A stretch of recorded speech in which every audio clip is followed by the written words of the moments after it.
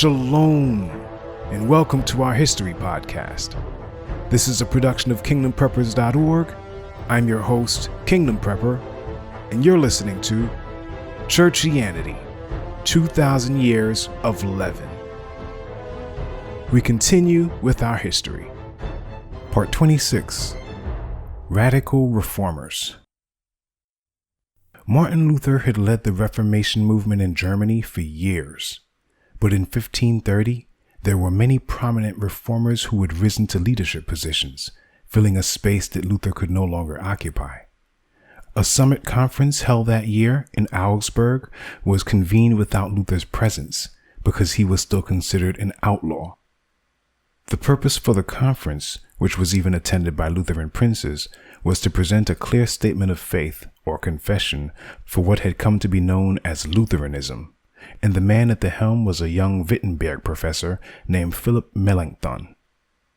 Like Catholicism, the Augsburg Confession proclaimed that the Lutheran Church held the power and authority to excommunicate members who rejected any fundamental Lutheran doctrine. While Charles V did all he could to prevent the spread of the movement, which was deemed heresy, it thrived. In defense of the new denomination, Lutheran princes joined forces and fought intermittent battles in what was basically a civil war from 1546 to 1555. Peace was later reached through compromise, and the princes were left to decide the religion of their lands, which they all insisted be Lutheran, to the exclusion of all other Protestant movements that had lately emerged.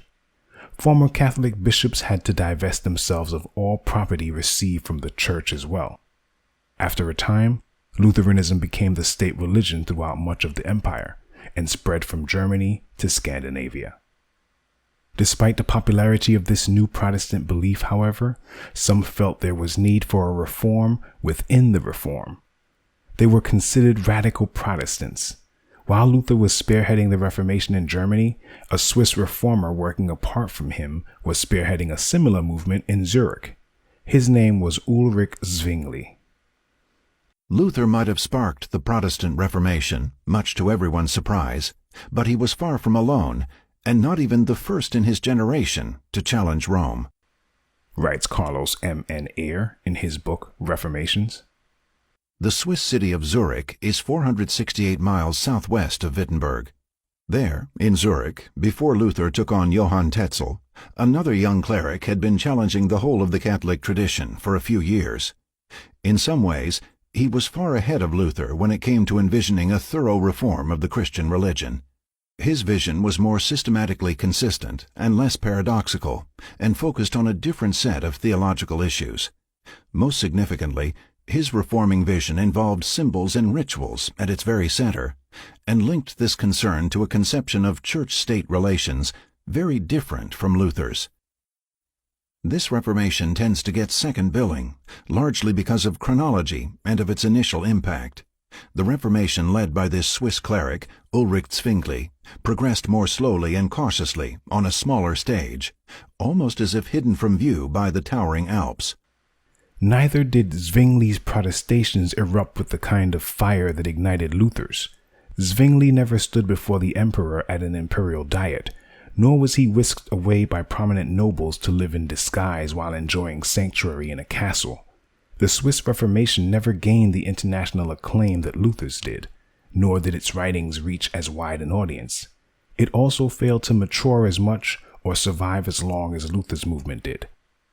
But being the first to bolt from the starting gate, or having the larger, splashier stage setting, or the wide readership, or the longer life, does not necessarily mean all that much in terms of the eventual unfolding of history, writes Carlos M. N. Eyre. The Swiss Reformation proves this to be true several times over, for when all is said and done, this Reformation would end up affecting a greater array of countries and a larger number of people than Luther's ever did. A year before Martin Luther burst onto the scene with his 95 Theses, Zwingli was already laboring in Switzerland to bring reform in the Catholic Church.